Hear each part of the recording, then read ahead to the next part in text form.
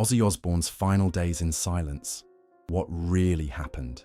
In the weeks before Ozzy Osbourne's death on July 22, 2025, those closest to the Prince of Darkness witnessed something unprecedented in his 5-decade career: complete silence. The man whose voice had defined heavy metal, who had screamed his way to immortality, and who had never been quiet for more than a few minutes in his entire adult life, had entered a period of profound stillness that would characterize his final chapter. What really happened during those silent days reveals a side of Ozzy that the world never knew existed: a contemplative, deeply spiritual man who was preparing for his transition with a grace and wisdom that surprised everyone who loved him. The silence began gradually in early July 2025, not as a result of his advancing Parkinson's disease affecting his speech, but as a conscious choice that seemed to emerge from somewhere deep within his soul.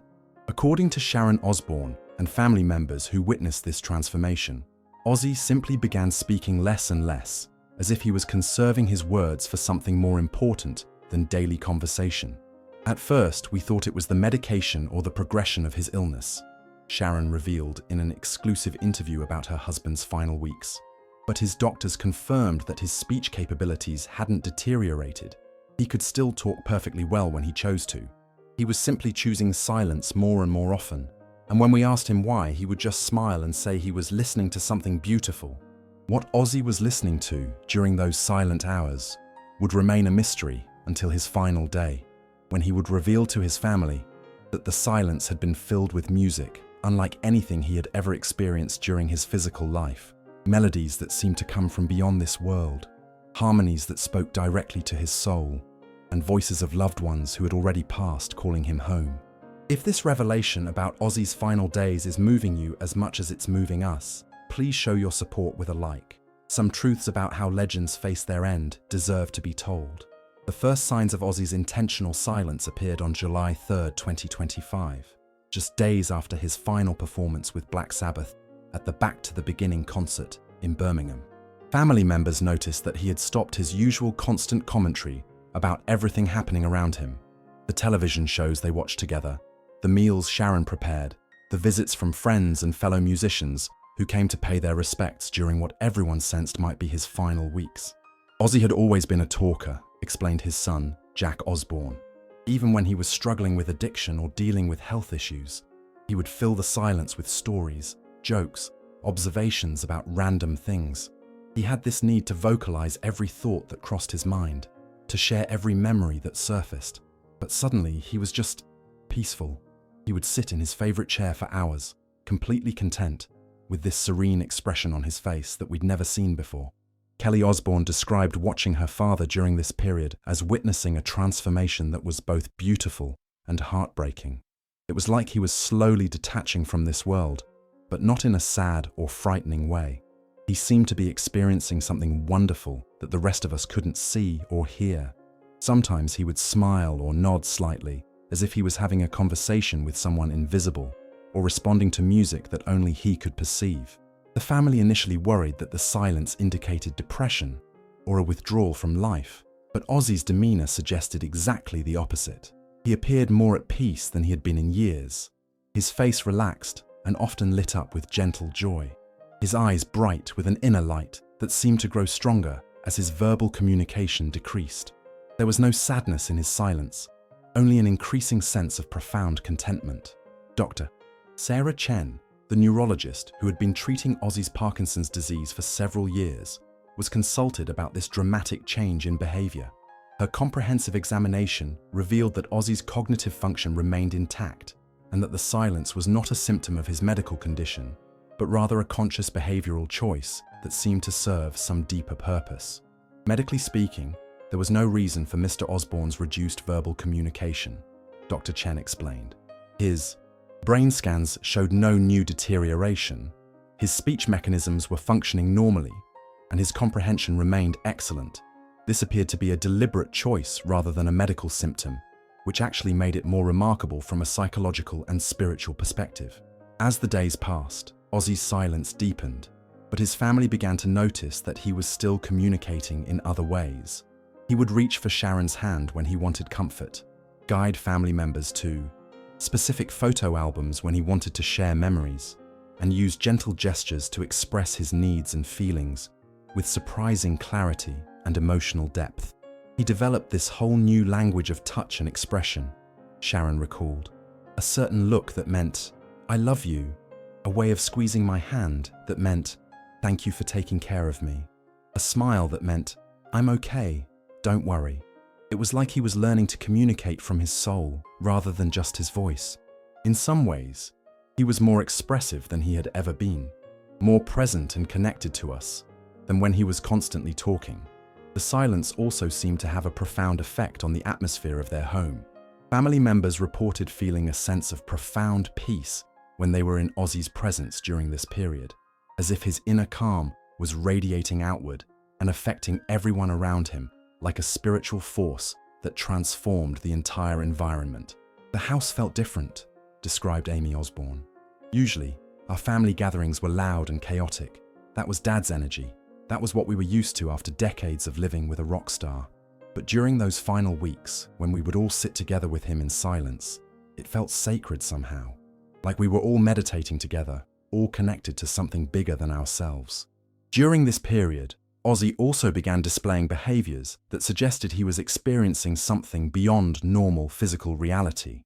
Family members reported seeing him respond to sounds they couldn't hear, reach toward empty spaces as if greeting someone invisible, and maintain facial expressions of joy and recognition that seemed to be reactions to experiences they couldn't share, but could clearly see were bringing him happiness. Sometimes he would look toward the corner of the room and his whole face would light up with happiness, Louis Osbourne observed. He would nod and smile as if someone he loved was there talking to him. At first, it was unsettling, but then we realized that whatever he was experiencing was bringing him peace and joy. We started to trust that process. Sharon described moments when Ozzy would suddenly laugh softly at something invisible, or when his eyes would fill with tears of joy for no apparent reason. These emotional responses seemed to be connected to experiences that existed beyond the family's perception, but were clearly real and meaningful to him. He was living in two worlds simultaneously, Sharon reflected. Part of him was still with us, responding to our presence and our love, but another part of him was already connecting to whatever comes after this life, and that connection was filling him with a peace and happiness that I had never seen in him before.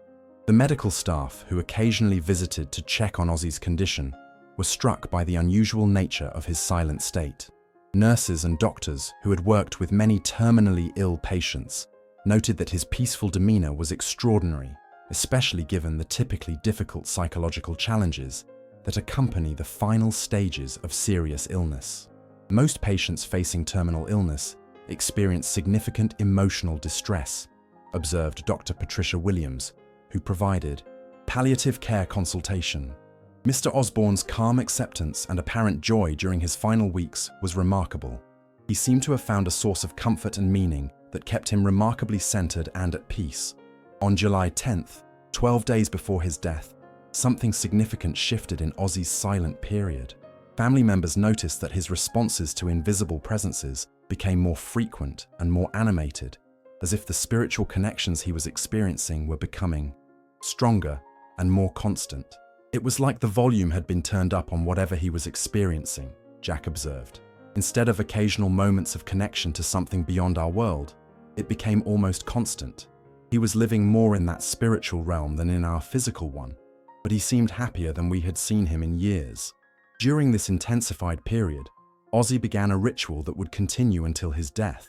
Every evening around sunset, he would position himself by the large window in their bedroom and spend an hour in what appeared to be deep meditation or prayer. Family members who observed these sessions described them as profoundly moving experiences. He would sit perfectly still, with his hands folded and his eyes closed, and there was this incredible sense of peace that would fill the entire room, Sharon recalled. Sometimes we would see tears of joy running down his cheeks, and occasionally he would smile in a way that made it clear he was experiencing something beautiful beyond description. On July 15th, 1 week before his death, Ozzy broke his silence to have one significant conversation with each family member. These talks, which family members describe as profoundly meaningful and healing, lasted between 30 minutes to an hour each and address specific aspects of his relationship with each person. When it was my turn to talk with him, it was like he had been saving up all his words for that moment, Jack revealed. He spoke about my childhood, about mistakes he'd made as a father, about how proud he was of the man I'd become. But most importantly, he told me that the silence had been teaching him how to listen, to his heart, to his family's needs, to something he called the music of the universe. Jack's conversation with his father also revealed specific details about what Ozzy had been experiencing during his silent weeks. He described hearing conversations with deceased family members who were preparing him for his transition, and music that seemed to be composed specifically to guide souls from physical existence into whatever comes next. He told me that death wasn't an ending, but a graduation, Jack shared. He said that everything he had experienced in his physical life, the music, the love, the struggles, even the addiction and illness, had been preparing him for this next phase of existence. The silence had helped him understand the meaning of his entire journey. Kelly's conversation with her father focused on her own struggles with identity and self-worth, issues that Ozzy addressed with a wisdom and insight that surprised her. He told me that during his silent period, he had been thinking about each of us constantly, understanding us in ways he never had when he was always talking. He said the silence had made him a better father because it forced him to really see us instead of just hearing himself. Kelly also learned that Ozzy's silence had been filled with what he described as soul music, harmonies and melodies that seemed to emanate from the essential nature of existence itself. He told her that this music was teaching him about the eternal nature of love and consciousness, preparing him for a form of existence where communication happened through pure understanding rather than words. He said that when people die, they don't lose their ability to communicate. They gain access to a more perfect form of communication that happens soul to soul, Kelly revealed. He was learning that language during his silent period, preparing to continue loving us in a new way after his physical death. Amy's conversation with her father was perhaps the most emotionally significant for both of them. As the child who had always been most private and least comfortable with the family's public life, she had sometimes felt distant from her father.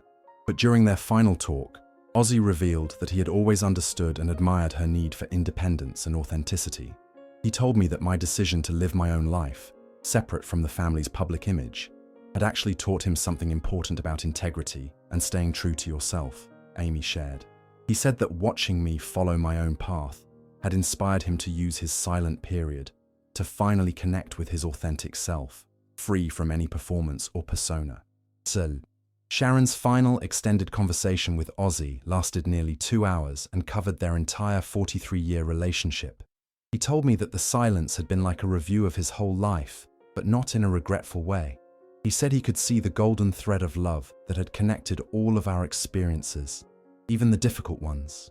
He thanked me for being patient with his silence, for understanding that he needed this time to prepare. During their conversation, Ozzy also revealed the specific nature of what he had been experiencing during his silent hours. He described hearing music that seemed to come from another dimension, melodies that were more beautiful and complex than anything he had ever encountered in his physical life. He said that the silence had opened up his ability to hear music that most people can't access, Sharon explained. Not just random sounds, but complete symphonies that seemed to be welcoming him to whatever comes next. He said it was like being given a preview of heaven, and that's why he had stopped talking so much. He didn't want to miss a single note. Ozzy also revealed that during his silent periods, he had been receiving visits from deceased friends and family members. People like Randy Rhoads, his longtime guitarist who died in 1982, his parents, and other musicians who had passed away before him. These visits, he explained, had been preparing him for his own transition and filling him with excitement rather than fear about death.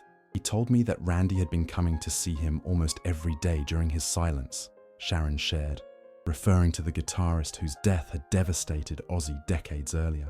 Randy was teaching him about the music that exists in the spiritual realm, showing him instruments and harmonies that don't exist in this world, preparing him for the kind of creative collaboration they would have in the next realm of existence. The family began to understand that Ozzy's silence hadn't been about withdrawal from life, but about preparation for something greater. He was using his final weeks to process his entire existence, to say goodbye in his own way, and to tune into frequencies that would guide him through his transition. He explained that throughout his career, he had always been performing for others, Amy reflected. But this silence was his first completely authentic experience. No audience, no expectations, no persona to maintain. He was finally just being himself, connecting with his own soul and preparing for the most important transition of his existence. Louis's conversation with his father revealed another dimension of Ozzy's silent period. As the youngest child, Louis had sometimes felt that he didn't know his father as well as his older siblings, but their final talk changed that completely. Dad told me that during his silent weeks, he had been reliving memories of each of us from throughout our lives, Louis shared. He remembered things about my childhood that I had forgotten, moments when he had been proud of me or worried about me. The silence had given him access to a perfect memory of our entire relationship. On July 18th, 4 days before his death, Ozzy's silence became almost complete, except for essential responses. He would still nod or shake his head in response to direct questions, but he seemed to be conserving his remaining energy for something specific. The family gathered around him continuously during this period, maintaining their own respectful quiet to honor his need for stillness. We all instinctively knew not to fill the silence with chatter, Louis Osbourne explained. It felt like we were in a cathedral, like Dad was conducting some kind of sacred ceremony that required our participation through presence rather than words. We were all part of whatever spiritual process he was experiencing. During this final period of deep silence, family members reported experiencing unusual phenomena that they had never encountered before. Some heard faint music coming from Ozzy's room when no devices were playing. Others felt sudden waves of peace and love that seemed to emanate from his presence. Sharon described feeling as though the boundaries between the physical and spiritual worlds were becoming thinner around Ozzy. It was like he was already partially in another realm, she explained. His body was still with us, but his spirit was clearly connecting to something beyond our physical reality. The silence wasn't empty. It was full of love and music and preparation for transformation. Sometimes I felt like I could almost hear what he was hearing, almost see what he was seeing. The household staff who worked in the Osbourne home during this period also reported unusual experiences. Several mentioned feeling unexpectedly peaceful when entering rooms where Ozzy was spending his silent time, and some described hearing faint melodies that seemed to have no source. The entire atmosphere of the house changed during Mr. Osbourne's silent period, revealed Maria Santos, who had worked for the family for over a decade. There was this sense of sacredness everywhere, like something holy was happening. Even people who didn't know about his condition would comment on how peaceful and special the house felt. On the morning of July 21st, Ozzy emerged from his silence one final time to share crucial messages with his family. These weren't casual conversations, but carefully chosen words that seemed to carry the weight of everything he had processed during his weeks of quiet contemplation. He told us that the silence had been the most important period of his entire life, Sharon revealed. He said it had taught him how to love more purely, how to listen to his soul, and how to prepare for death without fear. He thanked us for giving him the space to experience this transformation and asked us to remember that silence can be its own form of music. During this final communication, Ozzy also shared specific guidance for how his family should approach his death and their grieving process. He emphasized that his silence had shown him that death was not a separation, but a transformation, and that their love would continue to connect them even after his physical departure. He told us that grief was natural and necessary, but that we shouldn't let it consume us, Jack recalled. He said that the best way to honor his memory would be to remember the peace and wisdom he had found during his silent period, and to know that he would be continuing to love us from wherever he was going next. Ozzy's final spoken words, delivered on the morning of July 22nd, just hours before his cardiac arrest, addressed the meaning of his silent period and what he had learned from it.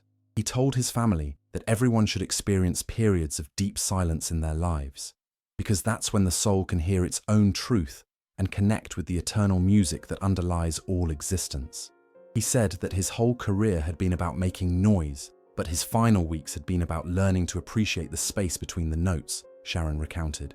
He told us that silence and sound were partners, not opposites, and that he had needed to experience profound quiet in order to understand the true power of music. The family was struck by how articulate and wise Ozzy sounded during these final communications, as if his weeks of silence had been distilling his thoughts and emotions into their purest form. His words carried a weight and clarity that even his most powerful lyrics had never achieved. It was like listening to a completely different person, Jack observed. All the scattered energy and chaos that had always characterized Dad's communication style was gone. Every word was deliberate and meaningful. The silence had taught him how to speak from his soul. When Ozzy's cardiac arrest occurred later that morning, the family noted that even during the medical crisis, he maintained the same peaceful demeanor that had characterized his silent period. Unlike many patients facing life-threatening medical events, he showed no signs of panic or distress, as if his weeks of preparation had equipped him to face death with complete equanimity. Even during the emergency, he had this serene expression, recalled Dr. Williams, who led the emergency response team. It was as if he had already made peace with whatever was happening to him. His silence continued, even during the crisis, not because he couldn't speak, but because he seemed to be listening to something we couldn't hear. Family members who were present during Ozzy's final hours described the continued presence of the profound peace that had characterized his silent period. Rather than a scene of medical crisis and emotional chaos, his death occurred within an atmosphere of spiritual calm that seemed to emanate from his own prepared state of being. The silence that had filled his final weeks seemed to expand and embrace all of us during his actual passing, Jack described. It wasn't the terrible silence of loss, but the peaceful silence of completion. It felt like Dad was conducting his own transition, and we were all part of his final symphony. In the days following Ozzy's death, family members reflected on how his period of intentional silence had actually been a gift to everyone who witnessed it. Rather than watching a gradual decline into illness and confusion, they had been privileged to witness a conscious spiritual preparation that transformed death from a defeat into a graduation. The silence taught us all something profound about facing the end of life, Sharon reflected. Most people fear death because they can't imagine what comes next. But Dad spent his final weeks listening to what comes next, preparing for it, even getting excited about it. His silence wasn't about giving up. It was about tuning in. The revelation about Ozzy's intentional silence has provided comfort to countless families dealing with their own experiences of watching loved ones prepare for death. Mental health professionals who work with terminally ill patients have noted that Ozzy's approach represents a healthier model for facing mortality than the fear and denial that often characterize the end-of-life experience. What Mr. Osbourne demonstrated during his final weeks was conscious dying, explained Dr. Rebecca Martinez, a thanatologist who studies death and dying. Instead of fighting against the inevitable or retreating into depression, he used his remaining time to prepare spiritually and emotionally for his transition. His silence created space for that preparation to occur. The impact of learning about Ozzy's silent final days has also influenced how his family approaches their own grief and healing. Understanding that his death was preceded by a period of spiritual preparation and inner peace has transformed their mourning from despair into a form of celebration. Knowing that Dad spent his final weeks in such a state of peace and spiritual connection makes his death feel less like a tragedy and more like a completion, Kelly observed.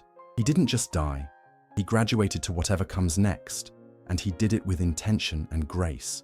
Sharon has revealed that the memory of Ozzy's peaceful silence continues to provide her with comfort and guidance during her own healing journey. When she feels overwhelmed by grief or uncertainty about the future, she tries to connect with the same sense of inner stillness that characterized his final weeks. Sometimes I sit in the chair where he spent his silent hours, and I try to listen for what he was hearing, she shared. I can't access the same spiritual frequencies that he did, but I can find moments of peace and connection that help me understand his final message about the power of silence and preparation. The story of Ozzy Osbourne's final days in silence reveals a man who approached death not as a rock star seeking one last moment in the spotlight, but as a soul preparing for transformation. His choice to embrace quiet contemplation over continued communication showed a wisdom and spiritual maturity that surprised everyone who thought they knew him completely. The Prince of Darkness spent his final chapter not in darkness, but in the illuminated silence of spiritual preparation, teaching everyone around him that death doesn't have to be feared if it's approached with consciousness, love, and the courage to listen to the music of the eternal. His silent final days were perhaps the most powerful performance of his entire career, a demonstration that true strength sometimes comes not from making noise, but from learning to hear the profound music that exists in the space between sounds. Ozzy's final days in silence remind us that preparation for death can be a conscious, peaceful process rather than something to be feared. His choice to embrace quiet contemplation shows us that even in our final chapter, we can continue to grow spiritually and teach those we love about courage and grace. If this story has moved you, please share it, and remember that sometimes our most powerful communication happens in moments of profound silence.